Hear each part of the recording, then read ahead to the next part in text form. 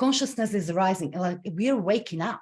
We're waking up and we want to be better, do more, be more, have more, not go by status quo with masses.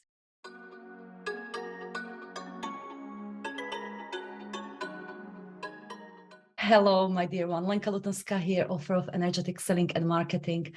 And I warmly, warmly welcome you to this what is going to be interesting live stream and a little bit of personal share and a little bit of help, hopefully. So I warmly welcome you, whoever is here live or if you're watching on a replay. We're going to talk about the dark side of impacting many. As you might know, in just a week, I will be starting a very powerful masterclass where we will be diving deep into the strategy and energetics of scaling your impact through group programs and impacting many, which I know it's a desire and given thing, as it's your duty, it's your gift, it's your thing to do here on the earth to impact many. You feel it in your guts.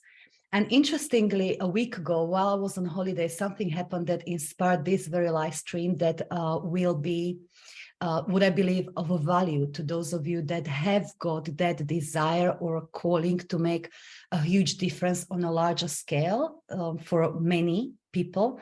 And that is that in my home country, Slovakia, while I was holidaying, they came out article in a very big publication about myself and one fellow sought after coach, which was very one-sided and very, you could say, negative.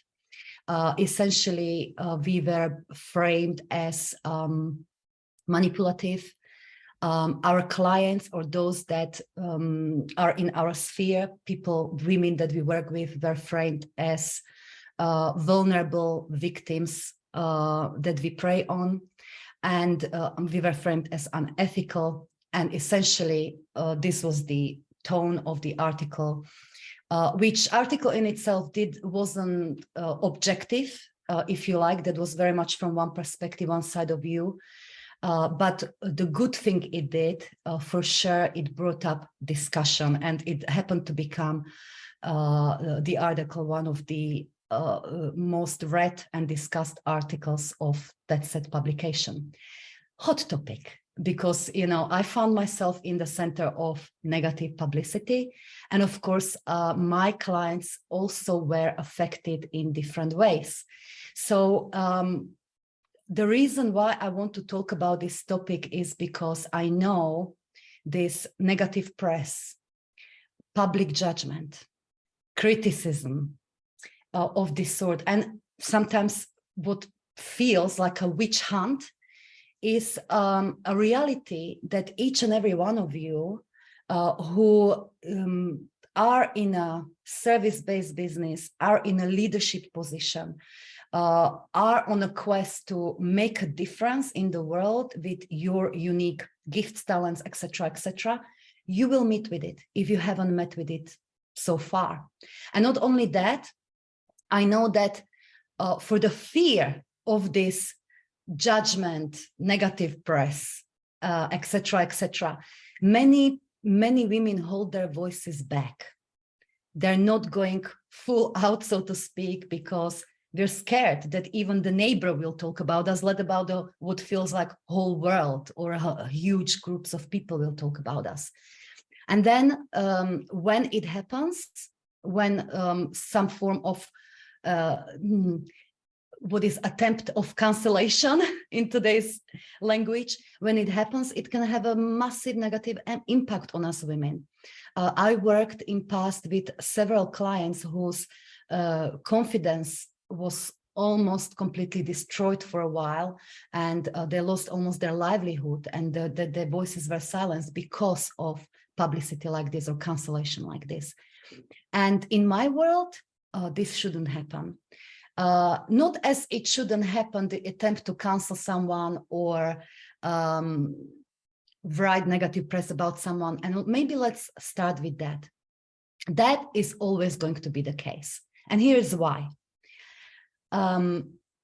Those of you who consider yourself to be a change makers in any capacity, you feel you want to make a difference, you're innovator, you're a leader, you are providing some sort of service or whatever it might be. If you're in arena of change, you are inevitably going to draw the other side of the change, those that will be resistant to change. Duality is what moves us forward.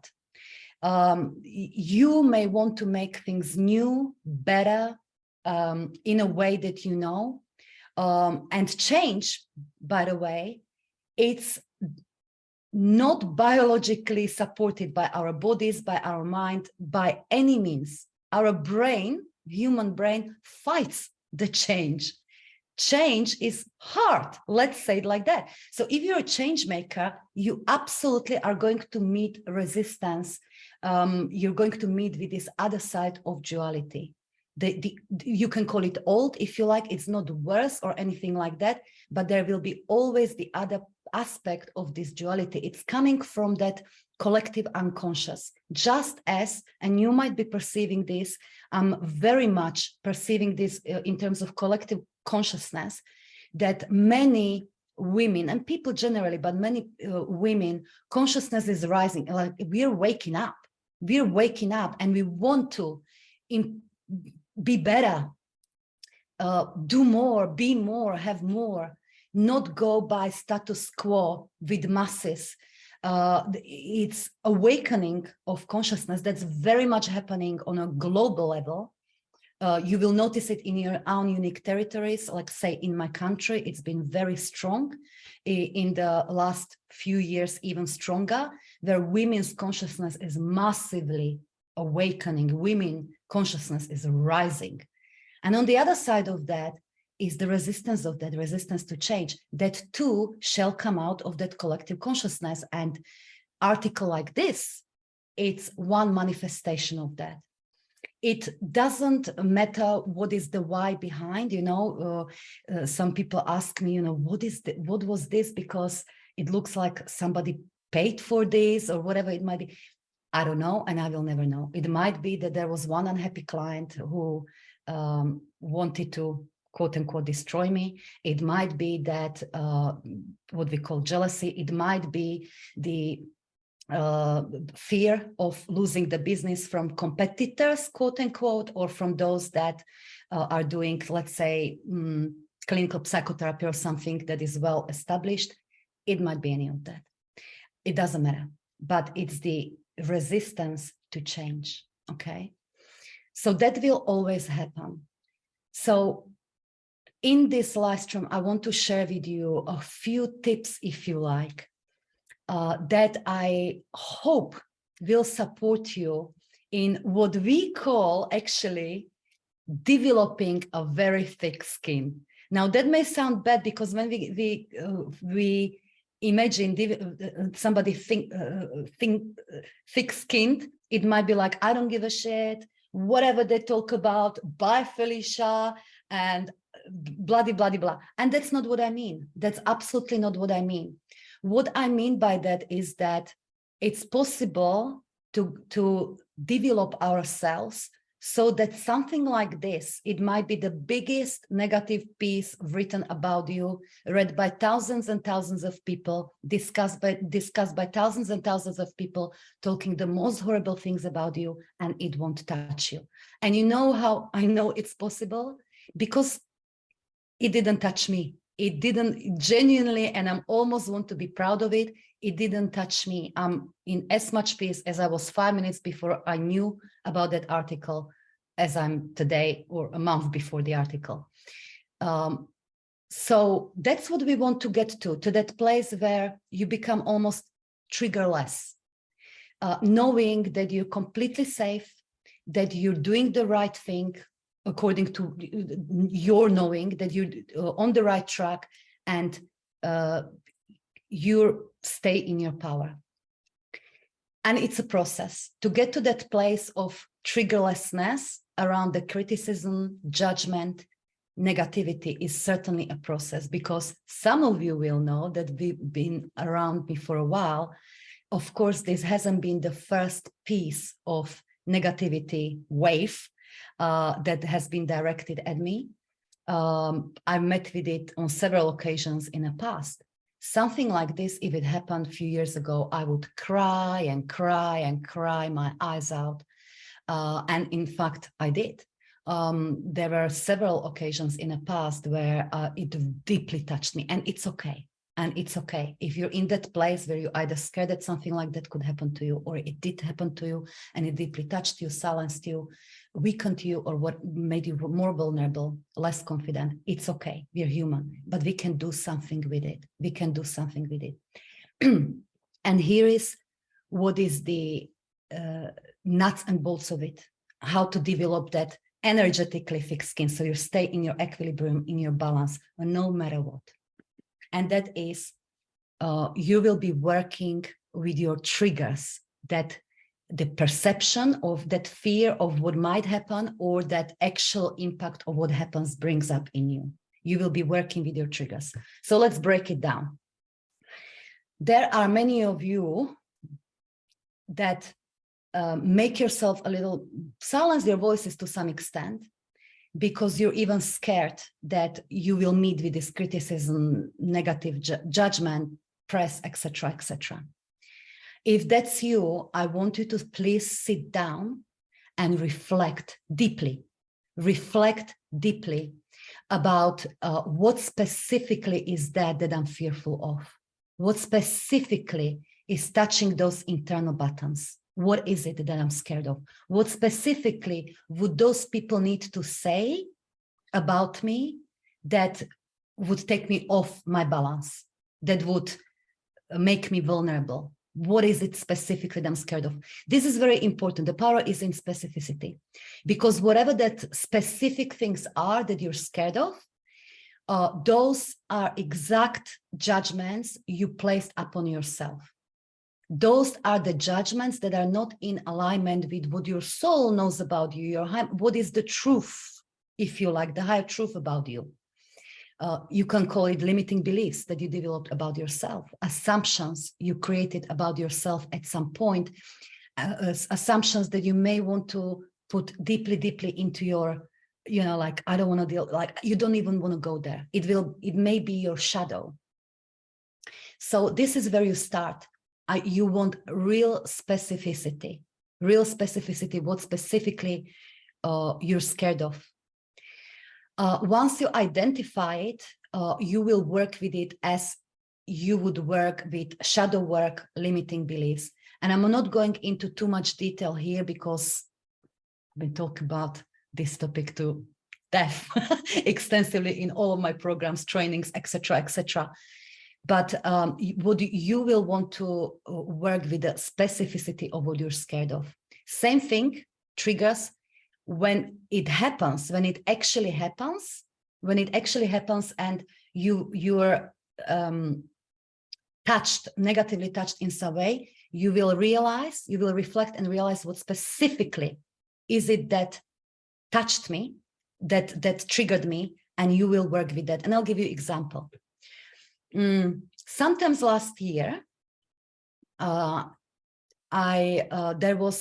wasn't a publicity as such, it was an article, but there was one coach whom I signed up to a newsletter in 2015 when I was just starting my online business, read a few of her emails, never unsubscribed. So for years I was taking her emails, haven't read, but basically that woman decided at like years on to publicly state that I built my entire business because I stole her intellectual property, that I took whatever she's teaching in her courses, which I never took, that I took her intellectual property and I built my entire business success on her intellectual property. And so she called me a thief and then a liar and things like this publicly. And there were hundreds and hundreds of her followers who were talking about me as such. And that deeply touched me. It wasn't like this piece of publicity that happened now. That instance, when they were talking about me and they were talking about me, I'm a thief, I'm a liar, etc., etc. I was crying badly. So when that touches you like that, and when that touched me like that, I knew it's literally pointing into my shadow. Because think about this, it doesn't matter what people say about you. They can have 1,000,001 opinions, but only those specific things that touch you, they must be already in your energy, pre-existent, something that it can be grabbed on, the duality. So in other words, somebody or hundreds of people talking about me that I'm a thief and liar wouldn't be able to touch me if I, at some level, did not consider myself as a thief, as a liar, and a liar. This is almost horrible to say, but this is how it is. If I, at some level, did not believe it, and that level would be very deep, like, you know, who, you know, would, like, I know consciously that I'm in full integrity. So it's not on a conscious level. But that makes sense. Yes, that which deeply touches us and triggers us and hurts us, it shows what is already pre-existent in our energy, that it can, that criticism, that whatever it is, can grab on, and that it's basically mirroring. It's mirroring. So then I had to do and did extensive shadow work. And it wasn't easy. The shadow work is not easy because it's aspect of us that we avoid. We don't want to go there. We suppress. Then I got to the core of it and identified that the mirroring part is, or was, that I was essentially also, just like that woman was possessive of her IP, I was doing same with my IP, with my creations. And I was possessive to a certain level of how, you know, when my clients got great results, I almost like took it as, it's my work, it's my thing. Is it healthy? Bloody hell not. Bloody hell not. So this work, what this shadow work around this topic, what it helped me to do is essentially, it helped me to alchemize, heal, if you like, aspect of my inner child that was like, this is my toy. Whatever I create, whatever I say, whatever my book, my energetic processes, my whatever I do, it's mine. It's mine. And please, if you use it, please credit Lenka Lutonska, the magnificent Lenka Lutonska who created it. Otherwise, you know, you're stealing from me. This is mine. This is mine.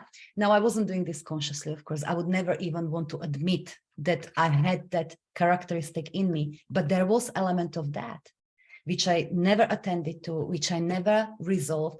And that's why it manifested itself through someone else, through externally something else. And it's like the loud call. When something like that happens, it's a loud call. Do something with this. That experience helped me to release this completely. And it was such a release, I cannot tell you. And it completely changed the dynamic of my work. Because after that, I essentially, in all of my programs, I teach how to teach without necessarily licensing or anything like that. Like use it, freaking use it. That's what we're here for. And I knew it on a conscious level, but it's different to know something of a conscious level and to become it. So this is one example of it. Another example, some years back, I had it was probably the first kind of negative, not necessarily the press itself, but the comment section in my country that were calling me all horrible names, which I probably shall not repeat here. on a live stream. But many of those horrible names that people called me, again, didn't take me out of my equilibrium, out of my balance at all. But there were comments around my accent, around my language, how dare am I to work with British speaking clients when I should at least take some English lessons. So there were comments like that that again made me cry, made me very sensitive and vulnerable. So again, it showed that, okay, there is some judgment inside of me I placed upon myself that I at some level believed, that creates this pain, that creates this energetic grab, so to speak. So I worked on that. So this, of course, you will do if and when you meet with some external criticism that will touch you. You will essentially do shadow work, you will do alchemizing, limiting decisions, or whatever you might call it, aspects of your energy that are mirroring through those external criticism, judgment, publicity, etc., etc. But what you can also do, and which is probably better to do, is to do it up front. So those of you that are scared right now, you will do this up front.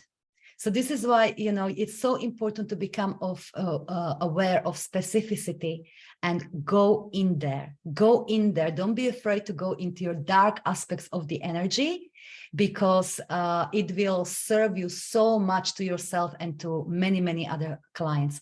Another thing that you can do is find solution before the problem has a chance to appear. Because here's the thing, you probably know that that which you're fearful of, you have high chance of manifesting, right? Because fear is also emotion in motion. So when you're fearful of something, you're fearful that people might criticize you in this way, or this might happen to you, or that might happen to you. If you're fearful of that, no matter if you want it or not, your energy goes there. So you're fearful, you kind of almost like you're praying for it. You direct your energy onto it. So what you want to do is find solution to it before it has chance to manifest itself. So this is called something, and I know this from years, I don't even know if it's the right label, New Orleans flexibility drill. I remember this very, very clearly in my old NLP days when I was trained as a presenter and a trainer of NLP. We did this to let go of presenting fears. And it's magnificent exercise that you can use in many contexts, but certainly you can use it to come to your fuller power when it comes to practicing your voice, whether you will meet with negativity, criticisms, etc., etc. And this is what you do. You will become aware of that specific things that you're fearful of. You will do maybe some shadow alchemy around it if you need to, limiting beliefs, etc., etc. You will do a little bit of work on there, but also you're going to create a scenario, whether it's in your mind or with the help of your friends or friend, where you're going to make it as it plays out as if it happened, as in as real terms as possible, and you will deal with it. Now, this may sound counterintuitive. Why would I rehearse the worst case scenario? Why would I even do that? Won't I attract it? If I do that, if I focus on that? Absolutely not. Because it's different. What attracts that, what activates that reality far more is suppressed fear. Fear you haven't dealt with, like you're avoiding it is in the back of your mind. When you consciously bring that fear to the surface and you let that scenario play out in as real terms as possible, and you find a healthy solution, you will very much minimize that energy, negate, if you like, that fear effect. So I'll give you example of what might that look like. So back in my NLP days, when we did this in presenting context, we we had a small group, let's say, of 5 other people in a group, or 6 people in a group, and we had to share with them very specific fears of presenting, training, teaching, etc., etc. What are my unique worst fears? What am I really scared of? So for me, it was, I was at the time when I started, I was 26 years old. It was that people will tell me, oh, you're too young. What experience do you have to teach us? Who are you to teach us? You're too young. Your accent, you're not native British speaker, and things like that. As in, what would people say about me that would deeply touch me? And so I shared with them these fears, and then our job was to put ourselves in, let's call it a powerful creative state, which, by the way, you can practice. This is a very simple NLP technique that is you're doing unconsciously on many occasions anyway, but this is when you connect your left and right hemisphere of the brain, left being more, logical, you can think clearly, and right being more creative. So you got access to more creativity. So you connect these two parts of your brain, and you've done it on many occasions before. It's essentially a state of light trance. So the way you do it, if you want to practice it consciously, how to put yourself in this, you might call it resourceful, powerful state, is you direct your gaze, center of your gaze at specific point above your eye level, any spot on the wall, let's say.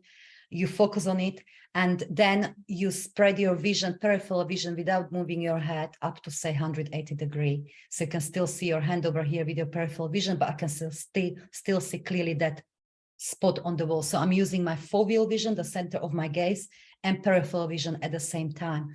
So this very simple technique which you can practice will work with your neural system, will calm you down. You'll connect left and right hemisphere, and you'll get to more creative, powerful state. So that was our job, to put ourselves in that state. And then the rest of the group would throw at us these judgments, criticism, the worst lot.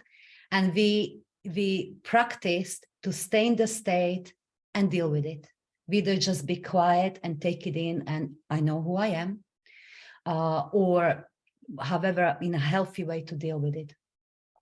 So this would be very, very good thing for you to do in context of negative publicity, or just perception of what you're scared of, that criticism. How would you, in a healthy, powerful state, deal with it?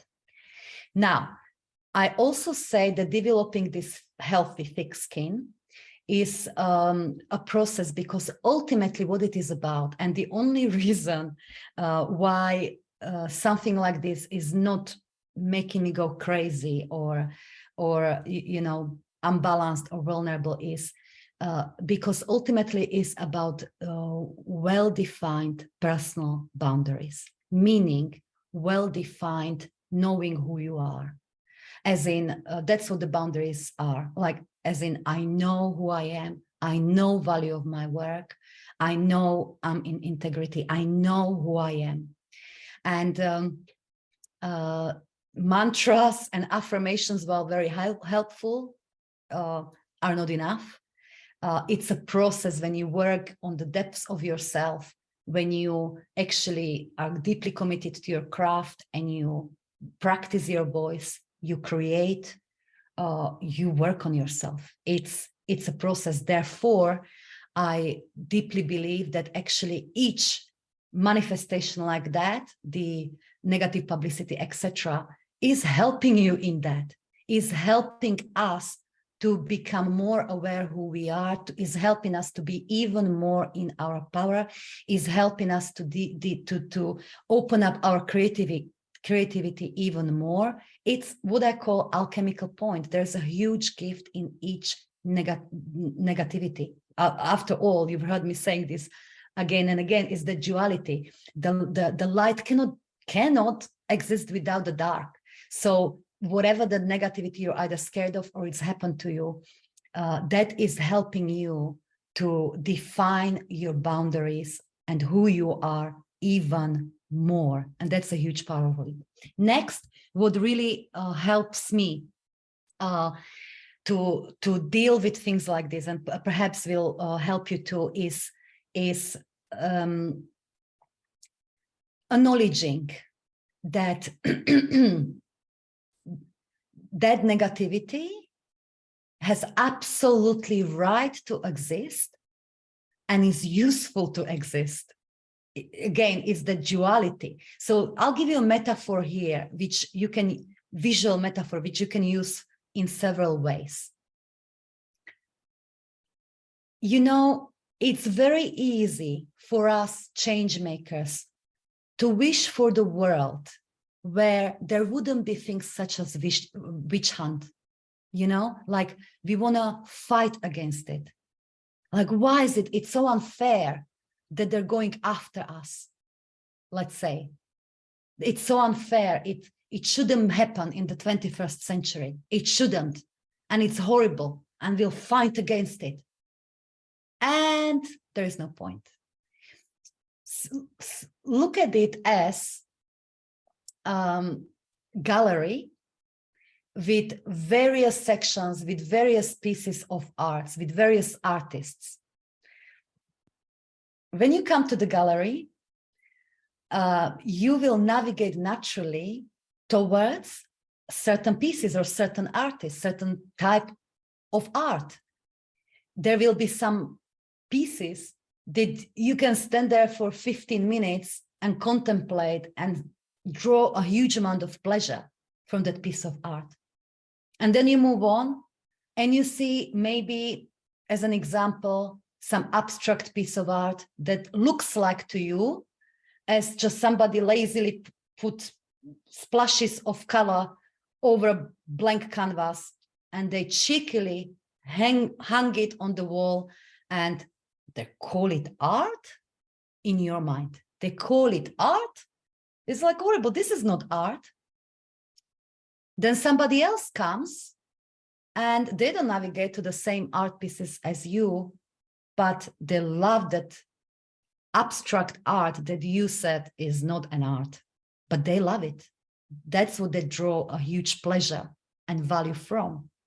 Now, if you see some pieces of arts or type of art in the gallery that you personally don't like, you don't navigate towards, you would probably never go to seek owner of the gallery and complain like, excuse me, I'm deeply offended. Can you please take that piece of art down because that's not art. That's just silly. It's offending. It's not art. No, you wouldn't do that because you know that it has got the right to exist. The artist has got the right to express themselves, and there will be other groups of people that will navigate towards that type of art. And it's same way amongst us change makers. Say, I may not personally like that I've been personally attacked, that my clients have been attacked in some way and framed as vulnerable victims, etc., when I know there are powerful women who want to make the best out of their lives and existence of this earth. But that opinion, that art, that perspective has got the right to exist, and there's space in that gallery. There's space for it. There's, in fact, need for it. There is a need for it. Just as there is a space and a need for your art, for who you are. If you know desire, you have desire, there is a need. So there is no point to argue, rebel against it, or get, it shouldn't exist, what a horrible world we're in. No, it's a duality. It's different perspectives that creates that richness and creates any form of progress. So you don't need to argue with it, but our job is then to attend to, and the only job really is to attend to what I've been triggered by specifically in that, by that art, because that's how I work on myself. That's how I'll call in more energy into myself and become more powerful, more creative, more influential even, etc., etc. Therefore, and this is the possibly the last tip for today, and we can use still this metaphor of art pieces in the gallery. Believe, knowing that nobody can take away anything from you which you haven't given already willingly, which you internally haven't released willingly, is essentially belief you'll have. And nobody can give you anything that you haven't already claimed internally willingly. I'll repeat it again. One of the things that is natural human fear is that if I get negative publicity like that, is that will threaten me in a way that I may lose clients. What will people think? You know, I may lose business. I may lose livelihood. And let me tell you, that's such a BS. I'll say it as it is. No, you can't. No, you can't. You cannot lose your soul-aligned clients. You can't. You can't. Unless you give already permission to, unless you assume, based on what happened, that you're not worthy now. So you're gonna lose the clients unless you give it away from inside of you. But as long as you know, and this is why it's essential to know that from deep inside of it, this is belief, if you like, you've got to have. Nobody can take away anything from me which I haven't given willingly from inside. Nobody can give me anything which I haven't claimed willingly inside. Equally, I cannot take anything from others which they didn't give willingly, etc., etc. Because yes, I may lose the clients. There will be, of course, people that will be talking about me based on, let's say, even this article, based on, you know, there will be hundreds of people or thousands of people are talking about, yeah, agree, she's manipulative, she's preying on people or this or that. So you may say, I'm losing clients, but what kind of clients? Clients, are they meant to be? Would they even be interested to check out my stuff? And if they were, would I want to work with them? Probably not. Probably not. We wouldn't resonate. I don't believe in working with clients we don't resonate with. On the other side, there will be plenty of clients, and that's also a reality, that saw the article and they wrote me with thank you.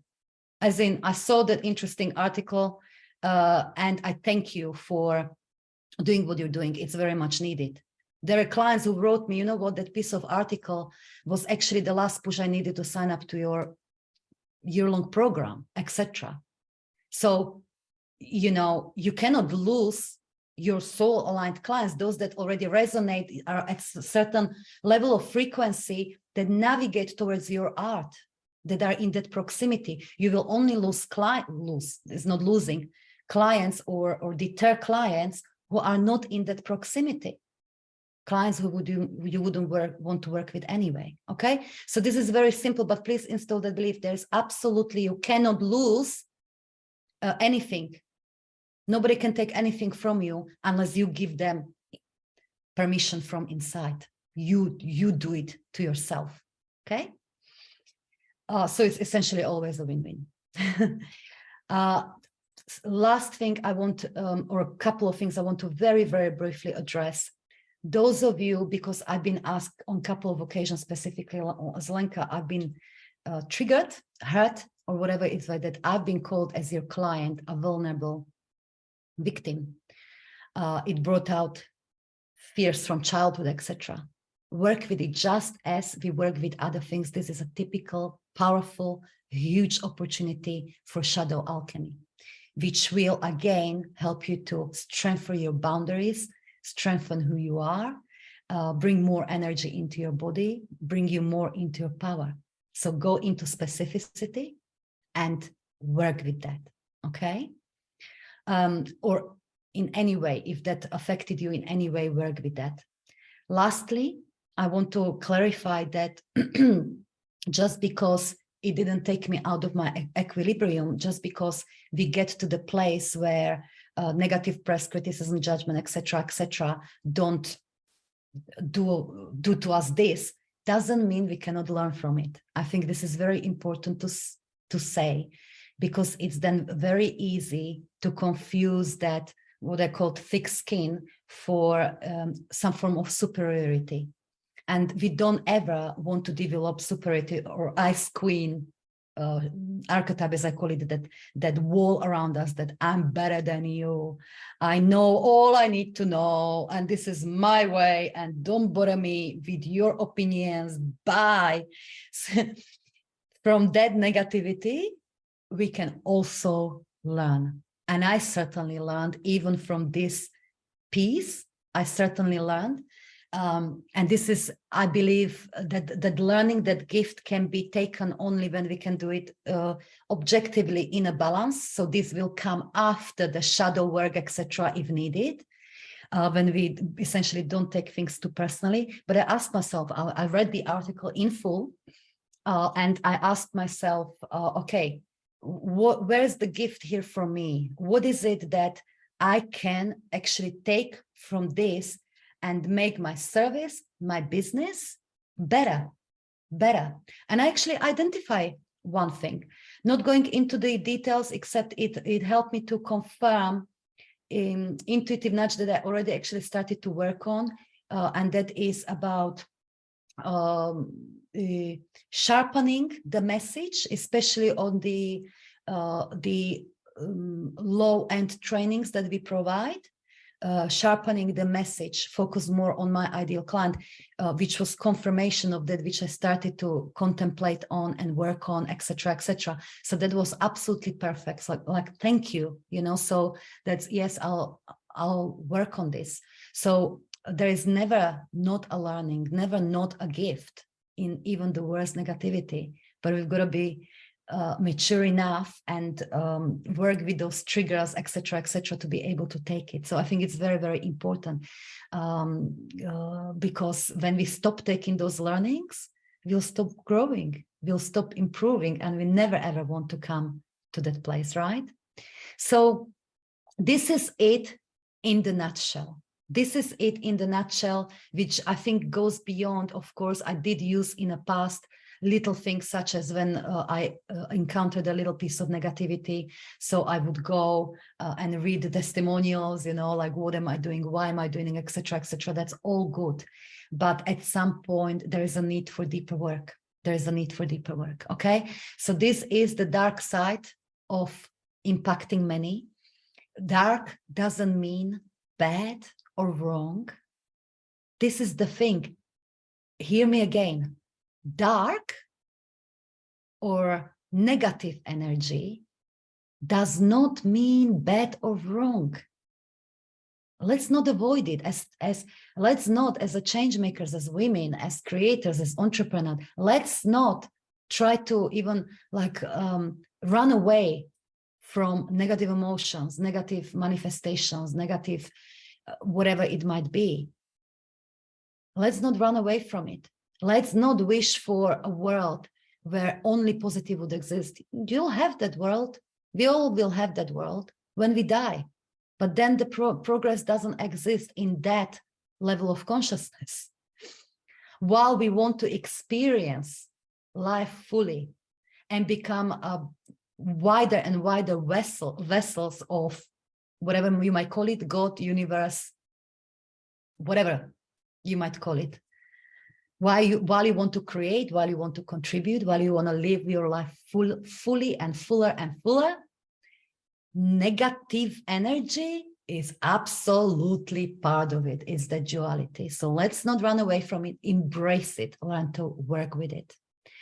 I think this is important. Learn to love it. Learn to love it. So that's how we'll lose that. I don't want that. I don't want that. And so we'll manifest way more of it than that's needed.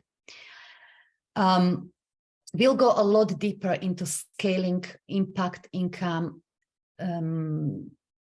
serving many, impacting many inside of that, inside of the forthcoming masterclass. If you haven't heard yet, you will find the link here somewhere. It's happening next week.